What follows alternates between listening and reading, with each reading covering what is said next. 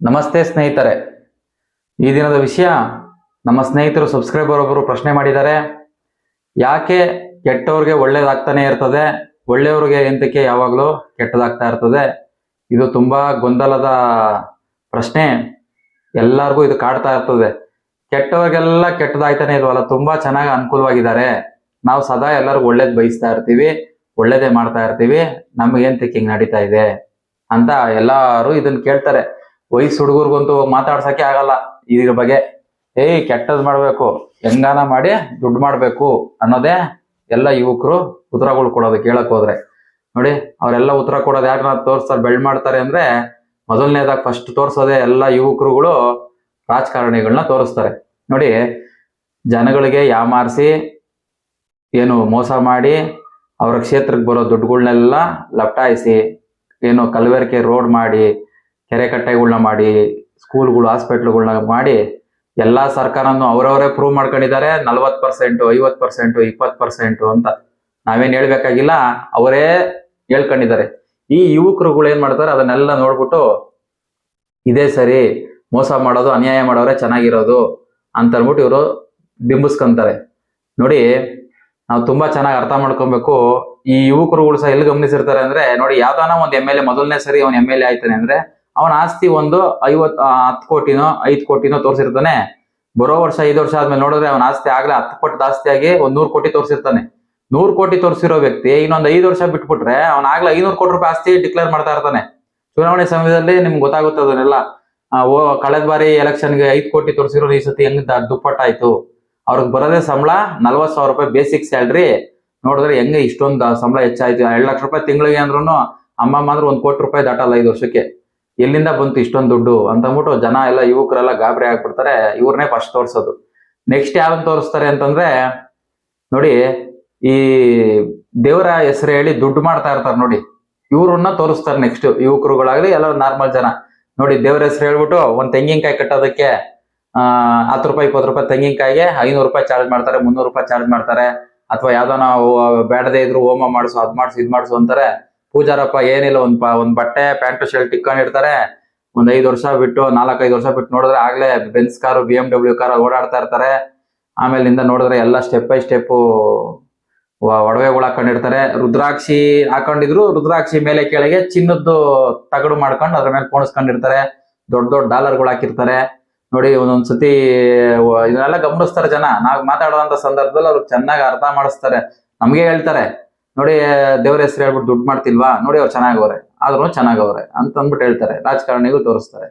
ನೋಡಿ, ಅದ್ ಬಿಟ್ರೆ ಅವ್ರ ಸುತ್ತಮುತ್ತ ಪರಿವಾರದಲ್ಲಿ ಯಾರನ್ನಾರ ನೋಡಿರ್ತಾರೆ, ಏನು ಯಾವ್ದಾನ ಬಿಸ್ನೆಸ್ ಮಾಡ್ತಾ ಇರ್ತಾರೆ, ಅಥವಾ ಹೋಟ್ಲಿಕ್ ಇರ್ತಾರೆ, ಇನ್ನೊಂದಕ್ಕೆ ಇರ್ತಾರೋ, ಕಳ್ಬೇರಿಕೆ ಐಟಮ್ಗಳನ್ನ ಮಾರೋದು, ಕಳ್ಬೇರಿಕೆ ಆಹಾರನ ಮಾರ್ಬಿಟ್ಟು ಜನಗಳ ಹತ್ರ ದುಡ್ಡು ಇಸ್ಕೊಳ್ಳೋದು, ಅಥವಾ ಅನ್ಯಾಯದ ಮಾರ್ಗ ಹಿಡ್ದು ಸೈಟ್ಗಳು ಮಾಡೋದು, ರಿಯಲ್ ಎಸ್ಟೇಟ್ ಮಾರೋದು, ಒಂದೇ ಸೈಟ್ 4 ಜನ 5 ಜನಕ್ಕೆ ಮಾರೋದು, ಈ ತರದೆಲ್ಲ ಅನೇಕ ವಿಷಯಗಳನ್ನ ನೋಡಿರ್ತಾರೆ.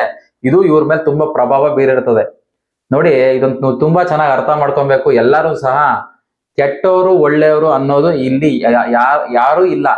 ನೋಡಿ, ಎಲ್ಲ ಅವರವರ ಚಿಂತನೆ. ನೋಡಿ, ಅವ್ರವ್ರು ಏನ್ ಮಾಡ್ತಾ ಇದಾರೆ ಕೆಲಸಗಳಾಗ್ಲಿ ಇನ್ನೊಂದಾಗ್ಲಿ, ಅವ್ರಿಗೆ ಸರಿ, ಅದು ನಾನ್ ಮಾಡ್ತಾ ಇರೋದು ಸರಿ ಅನ್ಸ್ಕೊಂಡೆ ಅವ್ರು ಮಾಡ್ತಾ ಇರೋದು. ಕೆಟ್ಟದ್ದು ಇದು ನನಗೆ ಅಂತ ಅನಿಸ್ತಾ ಇದ್ದ ತಕ್ಷಣ ಅವ್ನು ಅವಾಗೆ ಬಿಡ್ಬೇಕಲ್ವಾ. ಈಗ ನೋಡಿ, ಒಂದು ಉದಾಹರಣೆ ಕೊಡ್ತೀನಿ. ನಮ್ಗೆ ಒಂದು ಪ್ರಾಣಿ ಬಲಿ ಕೊಟ್ಟು ನಾವು ಅದನ್ನ ಊಟ ಮಾಡ್ತಾ ಇದೀವಿ, ಕೋಳಿನೋ ಕುರಿನೋ ಹಂದಿನೋ ಏನೋ ಒಂದು ಕಡಿದ್ಬಿಟ್ಟು ನಾವು ತಿಂತಾ ಇದೀವಿ ಅಂದ್ರೆ, ನಮ್ಗೆ ಅದ್ ನೋಡಿದಾಗ ನಮ್ಗೆ ಅಯ್ಯೋ ನಾನು ಅದಕ್ಕೆ ತೊಂದರೆ ಕೊಡ್ತಾ ಇದ್ದೀನಿ, ಅದನ್ನ ತಿನ್ಬೇಡ, ನಾನು ಒಂದು ಜೀವ ಹಿಂಸೆ ಮಾಡ್ಬಿಟ್ಟು ಅಂತಂದ್ರೆ, ಅವಾಗ ನನಗೆ ಕರ್ಮ ಅನಿಸ್ತದೆ, ಪಾಪ ಅನಿಸ್ತದೆ, ಬಿಟ್ಬಿಡ್ಬೋದು. ಈಗ ಕೆಲವ್ರಿಗೆ ಅದನ್ನ ಕಡ್ದು ತಿಂತಾ ಇದ್ರೆ ಅವ್ರು ಖುಷಿ ಪಡ್ತಾ ಇದಾರಲ್ವಾ. ಖುಷಿ ಪಡ್ತಾ ಇರೋರಿಗೆ ನಾವ್ ಅದಂಗೆ ಅವ್ರಿಗೆ ಮೋಸ ಅಂತ ಹೇಳ್ಬೋದು, ಅದಂಗೆ ನೀವು ಅನ್ಯಾಯ ಅದನ್ನ ಕಡಿಬೇಡ್ದು ಅಂತಂದ್ರೆ ಯಾರು ಸಹ ಒಪ್ಪಲ್ಲ. ಅದೇ ರೀತಿ ಏನೀಗ ದುಷ್ಟರು ಇದಾರೆ, ಇವ್ರು ಯಾರು ಸಹ ನಮ್ಮ ಮಾತನ್ನ ಒಪ್ಪಲ್ಲ. ನೀವು ಕೆಟ್ಟದ್ ಮಾಡ್ತಾ ಇದ್ದೀರಾ, ನೀವು ಕೆಟ್ಟದ್ದು ಮಾಡ್ತಾ ಇದ್ರೆ, ಕೆಟ್ಟ ದಾರಿಯಲ್ಲಿ ನೀವು ದುಡ್ಡು ಸಂಪಾದನೆ ಮಾಡ್ತಾ ಇದೀರಂತ ನಾವು ಹೋಗಿ ಹೇಳಿದ್ರೆ ಅಥವಾ ಕೇಳಿದ್ರೆ ಅವ್ರಿಗೆ ಅವ್ರು ಹೇಳೋ ಉತ್ತರ ಇದೇನೆ. ನೋಡಿ, ನನ್ನ ಬುದ್ಧಿಶಕ್ತಿ ಮೇಲೆ, ನನ್ನ ಚಿಂತನೆ ಮೇಲೆ, ನನ್ನ ಏನು ಬಂಡವಾಳ ಹಾಕಿದ್ದೀನಿ, MLA ಆದ್ರೆ ನಾನು 50 ಕೋಟಿ ಬಂಡವಾಳ ಹಾಕಿ ಬಂಡವಾಳ ಎತ್ತಾ ಇದೀನಿ, ವ್ಯಾಪಾರ ಅಂತಾನೆ ಹೇಳ್ತಾರೆ. ವ್ಯಾಪಾರ ದೃಷ್ಟಿಕೋನದಲ್ಲಿ ದುಡ್ಡು ಮಾಡಕ್ ಹೋಗಿರೋರ್ನ ನಾವು ಹೋಗಿ ಅದೇ ಕೋಣದ ಮುಂದೆ ಕಿಂದ್ರಿ ಬಾರಿಸ್ದಂಗೆ ಅಂತ ಗಾದೆ ಏನಿದೆ, ಅದನ್ನ ಅನ್ಕೊಂಡಂಗ ಆಗುತ್ತಿದೆ. ನೋಡಿ, ಅವ್ರಿಗೆ ತಪ್ಪು ಅನಿಸ್ತಾ ಇಲ್ಲ, ನಿಜವಾಗ್ಲೂ ಯಾರಿಗೂ ತಪ್ಪು ಅನಿಸ್ತಾ ಇಲ್ಲ. ಅವ್ರು ನಾನ್ ಮಾಡ್ತಾ ಇರೋ ಸರಿ ಅಂತಾನೆ ಅನ್ಕೊಂಡಿದ್ದಾರೆ. ನೋಡಿ, ನೀವು ಒಳ್ಳೆಯವ್ರು ಏನಿದ್ದೀರಾ, ನಾನು ನಿಮ್ಗೆ ತುಂಬಾ ಆಭಾರಿಯಾಗಿರ್ತೀನಿ. ಏನಕ್ಕೆ ಅಂತಂದ್ರೆ, ನೋಡಿ ನಿಮ್ಮ ಆತ್ಮ ಸಾಕ್ಷಿಗೆ ನೀವು ಒಳ್ಳೆಯವರಾಗಿದ್ದೀರಲ್ವ, ಅದೇ ದೊಡ್ಡ ಸಾಧನೆ. ಇನ್ನೇನು ನೀವು ಸಾಧನೆ ಮಾಡ್ಬೇಕಾಗಿಲ್ಲ ಈ ಭೂಮಿ ಮೇಲೆ. ನೀವು ಎಲ್ಲೇ ಮಲಗಿದ್ರು ನಿದ್ದೆ ಬರ್ಬೇಕು ನಿಮ್ಗೆ. ನೀವು ತಿಂತಾರ ಊಟ ಜೀರ್ಣ ಆಯ್ತಾಯ್ತಾ ಅದನ್ನ ನೋಡಿ. ದುಡಿಯೋದಕ್ಕೊಂದ್ ಕೆಲಸ ಆಯ್ತಾ ನೋಡಿ, ಚಿಕ್ಕ ಕೆಲಸನೋ ದೊಡ್ಡ ಕೆಲಸನೋ ಬೇಕಾಗಿಲ್ಲ. ಮನೇಲಿ ಎಲ್ಲಾರ್ಗು ಆರೋಗ್ಯ ಆಯ್ತಾ, ನಿಮ್ಗೆ ಓಡಾಡಕ್ಕೆ ಕಾಗಿ ಕಾಲೆಲ್ಲ ಗಟ್ಟಿ ಆಯ್ತಾ, ನಿಮ್ ಚೆನ್ನಾಗಿ ಮಾತಾಡ್ತಾ ಇದ್ದೀರಾ, ನಿದ್ದೆ ಬರ್ತಾ ಇದೀರ ಮಲಗ್ದರೆ, ಇದನ್ನೆಲ್ಲ ನೋಡಿ. ಇದನ್ನೆಲ್ಲ ನೋಡ್ರೆ ನೀವೇ ಶ್ರೀಮಂತರು, ನೀವೇ ಒಳ್ಳೆಯವರು ಅಂದ್ರೆ ನೀವೇನೆ. ಒಬ್ರು ಕೇಡ್ ಬಯಸ್ತಾ ಇಲ್ಲ, ಒಬ್ರಿಗೆ ಅನ್ಯಾಯ ಮಾಡ್ತಿಲ್ಲ, ಮೋಸ ಮಾಡ್ತಿಲ್ಲ, ನ್ಯಾಯ ನೀತಿಯಲ್ಲಿ ಧರ್ಮವಾಗಿ ಸಂಪಾದನೆ ಮಾಡ್ತಾ ಇದ್ದೀರಾ ಅಂದ್ರೆ ನೀವ್ ಹೆಂಗೆ ಇರಿ, ಇನ್ನೊಬ್ರು ಮೆಚ್ಚಕ್ ಹೋಗ್ಬೇಡಿ. ನೀವೇ ನಿಜವಾಗಿ ಒಳ್ಳೆಯವರು ಅಂತಂದ್ರೆ ನೋಡಿ. ಅವ್ರಿಗೆ ಅನ್ಸ್ತಾನೆ ಇಲ್ವಲ್ಲ. ಒಬ್ಬ ಡಾಕ್ಟ್ರು ಓದಿದ್ದಾನೆ, ಅವನಿಗೆ ಒಬ್ರಿಗೆ ಏನೋ 5 ರೂಪಾಯಿ 10 ರೂಪಾಯಿ ತಲೆನೋವು ಮಾತ್ರೆ ಕೊಟ್ಟು ಕಳ್ಸಿದ್ರೆ ವಾಸಿ ಆಗೋ ಕಾಯಿಲೆಗೆ ಅವ್ನ 10,000 20,000 ಸ್ಕ್ಯಾನ್ ಬರ್ಸ್ಬಿಟ್ಟು ಆಮೇಲೆ ಮಾತ್ರ ಅದೇ 10 ರೂಪಾಯಿ 20 ರೂಪಾಯಿ ಬರೀತಾರೆ. ನಾವ್ ಇದೆಲ್ಲ ಕಣ್ಣಾರೆ ಕಂಡಿದ್ದೀವಿ. 8-10 ಸಾವಿರ ರೂಪಾಯಿ ಸ್ಕ್ಯಾನ್ ಮಾಡಿಸ್ತಾರೆ, ನೋಡಿದ್ರೆ 200 ರೂಪಾಯಿ ಮಾತ್ರೆ ಬಳ್ದು ಕೊಡ್ತಾರೆ. ನೋಡಿ, ಯಾರು ಹಾಸ್ಪಿಟ್ಲಿಗೆ ಅಡ್ಮಿಟ್ ಮಾಡಿರ್ತೀವಿ, 50,000 60,000 ಡಾಕ್ಟರ್ ಫೀಸು, ಸ್ಕ್ಯಾನಿಂಗು, ಅದು ಇದೆಲ್ಲ ಬಂದಿರ್ತದೆ. ಮೆಡಿಸನ್ ದೇಹದ ಒಳಗಡೆ ಎಷ್ಟು ಹಾಕವ್ರೆ ಅಂದ್ರೆ ಒಂದ್ 3,000 ರೂಪಾಯಿ 4,000 ರೂಪಾಯಿ ಮೆಡಿಸನ್ ದೇಹದ ಒಳಗಡೆ ಹಾಕಿರ್ತಾರೆ. ಇದೆಲ್ಲ ಅವ್ರಿಗೆ ಗೊತ್ತಿರ್ತದೆ. ಈಗ ನೋಡಿ, ಯಾರಿಗಾನ ಒಬ್ಬರು ಯಾವ್ದಾನ ಅಡಿಗೆ ಮಾಡೋರಿಗೆ ಏನೇನು ವಸ್ತು ಹಾಕಿದ್ರೆ ಅಲ್ಲಿ ಅಡಿಗೆ ಆಯ್ತದ ಚೆನ್ನಾಗಿ ಅಂತ ಗೊತ್ತಾನೆ. ಅದೇ ತರ ಡಾಕ್ಟರ್ ಓದ್ಕೊಂಡ್ ಬಂದಿರೋರು ಚೆನ್ನಾಗಿ ಗೊತ್ತಿರ್ತದೆ. ನೋಡ್ತಾ ಇದ್ದಂಗೆ ಪೇಷಂಟ್ ಹೇಳ್ತಾರೆ ಇದನ್ ಮಾಡಿದ್ರೆ ಇವ್ರು ಸುರೋಯ್ತದೆ ಅಂತ. ಆದ್ರೆ ಏನ್ ಮಾಡ್ತಾರ ಅವರು, ದುಡ್ಡು ಖರ್ಚು ಮಾಡಿ ಬಂದಿರ್ತಾರೆ, ಅದನ್ನ ಬಂಡವಾಳ ಎತ್ಬೇಕಲ್ವಾ. ಅವ್ರು ತಪ್ಪು ಅನಿಸ್ತಾ ಇಲ್ಲ. ನೋಡಿ, ನೀವು ಅರ್ಥ ಮಾಡ್ಕೊಳ್ಳಿ, ಇಲ್ಲಿ ಯಾರು ಕೆಟ್ಟವರು ಒಳ್ಳೆಯವರು ಅನ್ನೋರು ಇಲ್ವೇ ಇಲ್ಲ. ಅವರ ಮನಸ್ಥಿತಿಗೆ ಅವರ ಪರಿಸ್ಥಿತಿಗೆ ಬಿಟ್ಟಿದ್ದು ಪರ್ಸನಲ್, ಒಬ್ರದ್ದು ಪರ್ಸನಲ್ ಅದು. ಆದ್ರೂ ನಾವೇನ್ ಹೇಳ್ಬೋದು, ಯಾರೇ ಕೆಟ್ಟ ವ್ಯಕ್ತಿಗಳು ದುಷ್ಟದ ಮಾರ್ಗದಲ್ಲಿ ಕೆಟ್ಟ ಮಾರ್ಗದಲ್ಲಿ ಹಣ ಸಂಪಾದನೆ ಮಾಡ್ತಾ ಇದ್ದಾರೋ ಅಥವಾ ಜನಗಳು ಮೋಸ ಅನ್ಯಾಯ ಮಾಡ್ತಾ ಇದ್ದಾರೋ ನೋಡಿ, ಇದೆಲ್ಲ ಶಾಶ್ವತವಾಗಿ ಇರೋದಿಲ್ಲ ಅವ್ರ ಹತ್ರ. ಒಂದಲ್ಲ ಒಂದಿನ ಅದಕ್ಕೆಲ್ಲ ಅವ್ರು ಪಶ್ಚಾತ್ತಾಪ ಪಡ್ಬೇಕಾಗುತ್ತೆ. ಭಗವಂತನ ಸೃಷ್ಟಿನಲ್ಲಿ ಮಾಡಿದುಣ್ಣ ಮಾರಾಯ ಅಂತ ಅವ್ರ ಕರ್ಮಫಲ ಅವ್ರು ಜೋಡಿಸ್ಕೊಂತಾನೆ ಇರ್ತಾರೆ. ಇವಾಗ ಸದ್ಯಕ್ಕೆ ಅವ್ರಿಗೆ ಹೆಂಡತಿ ಆಗಿರ್ಬೋದು, ಮಕ್ಕಳಾಗಿರ್ಬೋದು, ಕುಟುಂಬ ಎಲ್ಲ ಇವರ ಆಸರೆ ಮೇಲೆ ನಿಂತಿರ್ತದೆ. ನೋಡಿ, ಇದನ್ನೆಲ್ಲ ನಾವು ಹಿರಿಯರುಗಳು ಹೇಳ್ಕೊಟ್ಟಿದ್ದಾರೆ, ನಮ್ಮ ಋಷಿಗಳು ಸಾಧು ಸಂತರುಗಳು. ಎಲ್ಲ ಕರ್ಮ ಸಿದ್ಧಾಂತದ ಅಡಿಗೆ ಬರ್ತದೆ. ಕರ್ಮ ಸಿದ್ಧಾಂತದ ಬಗ್ಗೆ ನಾನು ಮಾತಾಡಕ್ಕೆ ಇಷ್ಟಪಡೋದಿಲ್ಲ, ಅದು ತುಂಬಾ ದೊಡ್ಡ ದುರಂತಕ್ಕೆ ಹೋಗಿ ತಲುಪುತ್ತೆ. ಮುಂದಿನ ದಿವಸ ಯಾವಾಗ ನಾನು ಹೇಳ್ತೀನಿ. ನೋಡಿ, ಅದು ಹಂತವಾಗಿ ಅವ್ರು ಚೆನ್ನಾಗಿರ್ತಾರೆ. ನಾಳೆ ದಿವಸ ಅವ್ರ ಮದುವೆ ಆದಾಗ ಮಕ್ಕಳು ಅಥವಾ ಕುಟುಂಬ ಎಲ್ಲ ಬೆಳೆದ್ ನಿಂತಾದ್ಮೇಲೆ ಇವ್ರ ಅವಶ್ಯಕತೆ ಇಲ್ದಾಗ ಎಷ್ಟೋ ಜನ ಹಣ ಮಾಡಿರೋರ್ನ ನಾನು ನೋಡಿದೀನಿ. 100 ಕೋಟಿ ಮಾಡಿರ್ತಾರೆ, 10 ಕೋಟಿ ಮಾಡಿರ್ತಾರೆ, ಚೆನ್ನಾಗಿ ಮಕ್ಕಳನ್ನೆಲ್ಲ ಸೆಟ್ಲ್ ಮಾಡಿರ್ತಾರೆ. ಕೊನೆಗೆ ಈ ಮಕ್ಕಳೇ ಇವ್ರನ್ನೆಲ್ಲ ದೂರ ತಳ್ಳಿರ್ತಾರೆ. ಮಕ್ಳಿಗೆ ಕೊನೆಗಳಿಗೆಲ್ಲ ಅವ್ರ ಬಾಯಿಗೆ ನೀರು ಬಿಡೋಕು ಯಾರು ಇರೋದಿಲ್ಲ. ತುಂಬಾ ಅನಾರೋಗ್ಯಕ್ಕೆ ತುತ್ತಾಗ್ಬಿಟ್ಟು ಇವರು ಜೀವನ ಅಂತ್ಯ ಮಾಡ್ಕೊಂತಾರೆ. ನೋಡಿ, ಇದನ್ನೆಲ್ಲ ನಾವು ಮಾತಾಡಕ್ ಹೋಗ್ಬಾರ್ದು. ಇಲ್ಲಿ ಯಾರು ಒಳ್ಳೆಯವರು ಕೆಟ್ಟವರು ಅನ್ನೋದು ಈ ಭೂಮಿ ಮೇಲೆ ಇಲ್ವೇ ಇಲ್ಲ. ಅವ್ರು ಮಾಡ್ತಾ ಇರೋದು ಅವ್ರಿಗೆ ಸರಿ, ನೀವು ಮಾಡ್ತಾ ಇರೋದು ನಿಮಗ್ ಸರಿ. ನೋಡಿ, ಇಲ್ಲಿ ನೀವು ಮೆಚ್ಚಿಸ್ಬೇಕಾಗಿರೋದು ಯಾರನ್ನೂ ಅಲ್ಲ. ಜಗತ್ತಲ್ಲಿ ಯಾರನ್ನೂ ನೀವು ಮೆಚ್ಚಿಸ್ಬೇಕಾಗಿಲ್ಲ. ನಾನು ಒಳ್ಳೆಯವನು ಅಂತ ಪ್ರೂವ್ ಮಾಡ್ಬೇಕಾಗಿಲ್ಲ. ನೋಡಿ, ನೀವು ಒಳ್ಳೆ ರೀತಿನಲ್ಲಿ ಒಂದ್ ಕೆಲಸ ಮಾಡಿ, 4 ಜನಕ್ಕೆ ಉಪಯೋಗ ಆಗೋ ತರ ಏನಾದ್ರು ನೀವು ತಿಳ್ಕೊಂಡಿದ್ರೆ ಜ್ಞಾನ 4 ಜನಕ್ಕೆ ಹಂಚಿ. ಎಲ್ಲರ ಜೊತೆ ಪ್ರೀತಿಯಿಂದ ಪಾತ್ರದಿಂದ ಬದುಕ್ರಿ. ಜಾತಿ ಮತ ಪಂಥಗಳಿಂದ ಹೊರಗಡೆ ಬನ್ನಿ. ನಮ್ಮ ಹಿರಿಯರು, ದಾಸರು, ಶರಣರು, ಏನು ಋಷಿಗಳಿದ್ದಾರೆ, ತಪಸ್ವಿಗಳಿದ್ದಾರೆ, ಇವ್ರ ಬಗ್ಗೆ ಚಿಂತನೆ ಮಾಡಿ. ಯಾವ್ಯಾವ ಧರ್ಮದಲ್ಲಿದೆ ಆ ಧರ್ಮದಲ್ಲಿ ಯಾರನ್ನ ಒಬ್ರು ಹಿರಿಯರು ಹೇಳ್ಕೊಟ್ಟಿರ್ತಾರೆ ನಮ್ಗೆ ಮನುಷ್ಯ ಆರೋಗ್ಯಕರವಾಗಿ ನೆಮ್ಮದಿಯಾಗಿ ಸಂತೋಷವಾಗಿ ಬದುಕೋದಕ್ಕೆ. ಎಲ್ಲಾ ಧರ್ಮ ಗ್ರಂಥಗಳು ಇರೋದು, ಎಲ್ಲಾ ಸಾಧು ಸಂತರುಗಳು ಅದನ್ನೇ ಹೇಳ್ಕೊಟ್ಟಿರೋದು. ನೀವೆಷ್ಟು ಸದಾ ಆನಂದವಾಗಿರ್ತೀರಾ ಅನ್ನೋದೇ ಇಲ್ಲಿ ನಿಮ್ಮ ಗೆಲುವು. ಇಷ್ಟೇ ನೋಡಿ, ಇನ್ನೇನು ಇಲ್ಲ. ಯಾರಿಗೂ ನೀವು ಒಳ್ಳೆಯವರು ಕೆಟ್ಟವರು ಅಂತ ಪ್ರೂವ್ ಮಾಡಕ್ಕೆಲ್ಲ ಆಗೋದಿಲ್ಲ. ಅವ್ನ್ ಮಾಡಿದ ಅವನಿಗೆ ಸರಿ, ನೀವು ಮಾಡ್ತಾ ಇರೋದು ನಿಮಗ್ ಸರಿ ಅಂತ ಹೇಳೋದಕ್ಕೆ ಇಷ್ಟಪಡ್ತೀನಿ. ನಿಮ್ ಒಳಗ್ ನೀವು ಸದಾ ಆನಂದದಲ್ಲಿದ್ದೀರಾ. ನಾನ್ ಮಲಗ್ತಾ ಇರ್ಬೇಕಾದ್ರೆ ರಾತ್ರಿ ಚಿಂತನೆ ಮಾಡಿ, ನಾನ್ ಇವತ್ತು ಯಾರ ಮನೇನ ಹಾಳು ಮಾಡೋದ್ನ, ಯಾರ ಮನ್ಸನ್ನ ನೋಯಿಸೋದ್ನ, ಯಾರ ಮೇಲನ ಕೆಟ್ಟ ಕಣ್ಣು ಹಾಕೋದ್ನ, ಕೆಟ್ಟದ ಭಾವನೆಯಿಂದ ವರ್ತನೆ ಮಾಡೋದ್ನ, ₹1 ನನಗೆ ತಿಂತಾ ಇರೋ ದುಡ್ಡು ಇನ್ನೊಬ್ರು ಮನೆ ಹಾಳು ಮಾಡಿರೋದಲ್ವಾ ಅಂತ ಯೋಚನೆ ಮಾಡಿ ಮಲಗಿ.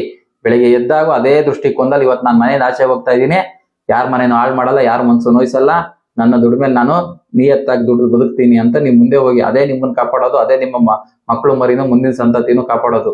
ನಿಮ್ಮ ಆತ್ಮ ಸಾಕ್ಷಿಗಿನ ಮುಂದೆ ಇನ್ಯಾವುದೂ ಇಲ್ಲ. ನಿಮ್ಮೊಳಗೆ ಭಗವಂತ ಇದ್ದಾನೆ, ಅವನ್ನೆಲ್ಲಾನು ಗಮನಿಸ್ತಾ ಇರ್ತಾನೆ. ಅವನದನ್ನೆಲ್ಲ ಲೆಕ್ಕ ಬರೆದಿ ಇಟ್ಕೊಂಡಿರ್ತಾನೆ. ಅದೊಂದಲ್ಲ ಒಂದಿನ ಅವ್ರೆಲ್ಲಾರು ಅನುಭವಿಸ್ತಾರೆ. ಇದ್ರ ಬಗ್ಗೆ ಎಲ್ಲ ಜಾಸ್ತಿ ಚಿಂತನೆ ಮಾಡಕ್ ಹೋಗ್ಬೇಡಿ. ನಿಮ್ಮ ಮನಸ್ಸಾಕ್ಷಿಗೆ ಒಪ್ಪೋ ರೀತಿ ನೀವು ಬದುಕಿ. ಊರ ಬಗ್ಗೆ ಚಿಂತನೆ ಮಾಡಿದ್ರೆ ನಿಮ್ಗೆ ಇಲ್ಲ ಸಲ್ಲದ ಕಾಯಿಲೆ ಬರ್ತದೆ, ಇಲ್ಲ ಸಲ್ಲದ ಯೋಚನೆ ಬರ್ತದೆ. ನಿಮ್ಮೊಳಗ್ ನೀವು ಯೋಚನೆ ಮಾಡಿ, ನಿಮ್ಮ ಕುಟುಂಬನ ಯೋಚನೆ ಮಾಡಿ, ನಿಮ್ಮನ್ನ ಮಾತ್ರ ನೀವು ನೋಡಿ ಬದುಕಕ್ ಶುರು ಮಾಡಿ. ಅವಾಗ ಎಲ್ಲ ಆನಂದ, ಎಲ್ಲ ಪ್ರೀತಿ ಎಲ್ಲಾನು ಸಿಗ್ತದೆ. ಅತಿ ಹೆಚ್ಚು ಜ್ಞಾನ ಇದೆ, ಅತಿ ಹೆಚ್ಚು ತಿಳ್ಕೊಂಡಿದೀವಿ, 4 ಜನಕ್ಕೆ ಒಳ್ಳೇದನ್ನ ಮಾಡ್ಬೋದು ನಮ್ ಕೈಲಿ ಅಂತ ಅನ್ಬಿಟ್ಟು ನಿಮ್ಗೆ ಅನ್ಸರೆ 4 ಜನಕ್ಕೆ ಒಳ್ಳೇದ್ ಮಾಡಿ, ಒಳ್ಳೇದನ್ನ ಬಯಸಿ, ಒಳ್ಳೇದನ್ನ ಮಾತಾಡಿ, ಒಳ್ಳೇದನ್ನ ಹೇಳ್ಕೊಡಿ. ಅದೇನ್ ತಪ್ಪೇನಿಲ್ಲ. ಸದಾ ಒಳ್ಳೇದನ್ನೇ ಮಾಡಿ, ಒಳ್ಳೆಯವರಾಗೇ ಇರಿ. 24 ಗಂಟೆ ನೀವು ಒಳ್ಳೆಯವರಾಗೇ ಇರಿ. ಅದೇ ನೀವು ಆತ್ಮಸ್ಥೈರ್ಯ. ನೋಡಿ, ಇನ್ನೊಬ್ರು ಮೆಚ್ತಾ ಇಲ್ವಲ್ಲ, ನೀವು ಆರಾಮಾಗಿ ನೀವು ಇದೀರಾ ಅಂತಂದ್ರೆ ಇನ್ನೇನು ಇಲ್ಲ, ನೀವೇ ಭಗವಂತನ ತರ ಇರ್ತೀರಾ. ಎಲ್ಲರಿಗೂ ಒಂದಲ್ಲ ಒಂದಿನ ಸನ್ಮಾನ, ಏನು ಎಲ್ಲರಿಂದನೂ ಗೌರವ ಸಿಕ್ಕೇ ಸಿಗ್ತದೆ. ನೋಡಿ, ಎಲ್ಲಿ ಸಿಗುತ್ತೆ ಅಂತಂದ್ರೆ, ನಾನು ಹಿಂದೆ ಹೇಳಿದ್ದೀನಿ, ನಾವೇನ್ ಸತ್ತಂತ ಜಾಗದಲ್ಲಿ 4 ಜನ ಹೆಚ್ಚು ಜನ ಬಂದು ಅಲ್ಲಿ ಮಾತಾಡ್ತಾರೆ, ಅಯ್ಯೋ ಎಂತ ಒಳ್ಳೆ ಮನುಷ್ಯನಪ್ಪ, 4 ಜನಕ್ಕೆ ಉಪಯೋಗ ರೀತಿ ಬದುಕಿದ ಅಂತಂದ್ರೆ ಅದೇ ನಿಮ್ಮ ಬದುಕಿನ ದೊಡ್ಡ ಸಾಧನೆ. ನೋಡಿ, ಯಾರನ್ನ ರಾಜಕಾರಣಿ ಸತ್ತಿರ್ತಾರೆ ಅಥವಾ ಯಾರನ್ನ ದುಡ್ಡು ಮಾಡಿರೋ ಸತ್ತಿರ್ತಾರೆ, 4 ಜನ ಹೆಣ ಹೊತ್ತಕ್ಕೂ ಹೆಣ ಎತ್ತಕ್ಕೂ ಇರಲ್ಲ, ಯಾರೋ ಅವ್ರ ಚೇಲ ಪಾಳಗಳು ಹೋಗಿರ್ತಾರೆ ಅಷ್ಟೇನೆ ಹೊರ್ತು. ನೋಡಿ, ಜನನ್ ಸಂಪಾದನೆ ಮಾಡ್ಬೇಕು, 4 ಜನಕ್ಕೆ ಉಪಕಾರ ಮಾಡಿರ್ಬೇಕು ಮನುಷ್ಯ ಬದುಕಿದಾನೆ ಅಂದ್ರೆ. 100 ಕೋಟಿ ರೂಪಾಯಿ ಇರ್ತದೆ, 1000 ಕೋಟಿ ರೂಪಾಯಿ ಆಸ್ತಿ ಇರ್ತದೆ, ಅನಾಥ ಶವವಾಗಿ ಬಿದ್ದಿರ್ತಾರೆ, ಯಾರು ಮೂಸೋರು ಇರಲ್ಲ. ನೋಡಿ, ಸತ್ ಮೇಲೂ ಬದುಕಬೇಕು ಅಂತಂದ್ರೆ ನೋಡಿ, ನಮ್ ದಾಸರು ಶರಣಗಳು ಏನ್ ದಾನ ಧರ್ಮ ಮಾಡಿದ್ರ, ಕೋಟಿ ಕೋಟಿ ಆಸ್ತಿ ಮಾಡಿದ್ರ, 4 ಜನಕ್ಕೆ ಉಪಯೋಗ ಆಗೋ ತರ ಬರ್ದಿಟ್ರು. ಏನು ವಚನಗಳು ಬರ್ದಿಟ್ರು, ಒಳ್ಳೊಳ್ಳೆ ಶ್ಲೋಕಗಳನ್ನ ಬರ್ದಿಟ್ರು, ಒಳ್ಳೊಳ್ಳೆ ಜ್ಞಾನಗಳನ್ನ ಹಂಚಿ ಬರ್ದಿ ಜನಗಳಿಗೆ ಉಪಯೋಗ ಆದ ರೀತಿ ಕೊಟ್ಟೋಗಿದ್ದಾರೆ. ನೋಡಿ, ಅವರೆಲ್ಲ 1000, 10 ವರ್ಷ, ಏನು 200 ವರ್ಷ, 300 ವರ್ಷ, 1000 ವರ್ಷ ಆದ್ರೂ ಸಹ ನಮ್ ಜೊತೆ ಈಗಲೂ ಜೀವಂತವಾಗಿದ್ದಾರೆ. ನೋಡಿ, ಈ ತರ ನಾವು ದಾಸರು ಶರಣರ ಹಿಂಬಾಲಕರಾಗೋಣ. ಈ ದುಡ್ಡು ಮಾಡೋರ್ ಹಿಂದೆ ಈ ಏನು ಸಿನಿಮಾ ನಟರು, ಈ ಆಕ್ಟರ್ಗಳು, ಮತ್ತೆ ಏನು ಪೊಲಿಟಿಷಿಯನ್ಸ್ಗಳು ಇದಾರೆ, ಈ ಪರೋಡಿಗಳು, ಪುಂಡ್ರುಗಳು, ಮತ್ತೆ ಈ ಆಟಗಾರರು ಏನಿದ್ದಾರೆ ಅವ್ರ ಹಿಂಬಾಲಕರಾಗಬೇಡಿ. ನಮ್ಮ ದಾಸರು ಶರಣರು, ನಮ್ಮ ಇತಿಹಾಸಕಾರರು, ಹೋರಾಟಗಾರರು ಹಿಂಬಾಲಕರಾಗ್ರಿ. ಎಲ್ಲರೂ ಒಳ್ಳೇದಾಗುತ್ತೆ. ನೋಡಿ, ಯಾರ ಭಾವನೆಗಾಗ್ಲಿ ಮನ್ಸು ಬೇಜಾರಾಗಲ್ಲ ನಮ್ಮ ಉದ್ದೇಶ ಅಲ್ಲ. ಇರೋದು ಸತ್ಯ, ಈ ತರ ಹೇಳ್ಬೇಕು ಅನ್ನೋದು ಅದು ನಾವು ನೇರ ಹೇಳ್ತೀವಿ. ಅದೇ ನಮ್ಮ ಉದ್ದೇಶ. ನೋಡಿ, ನಿಮ್ಮ ಮನಸ್ಸಿಗೆ ನೀವು ಒಪ್ಪೋ ರೀತಿ ಬದುಕಿ. ಎಲ್ಲರಿಗೂ ಒಳ್ಳೇದಾಗ್ಲಿ. ಏನಾರ ಕಮೆಂಟ್ ಮೂಲಕ ನಿಮ್ಗೆ ಇನ್ನೂ ಪ್ರಶ್ನೆ ಇದ್ರೆ ಕಮೆಂಟ್ ಮೂಲಕ ತಿಳಿಸಿ. ಆತ್ಮ ನಮಸ್ಕಾರ. ಓಂ ನಮಃ ಶಿವಾಯ. ಶಿವಾಯ ನಮಃ.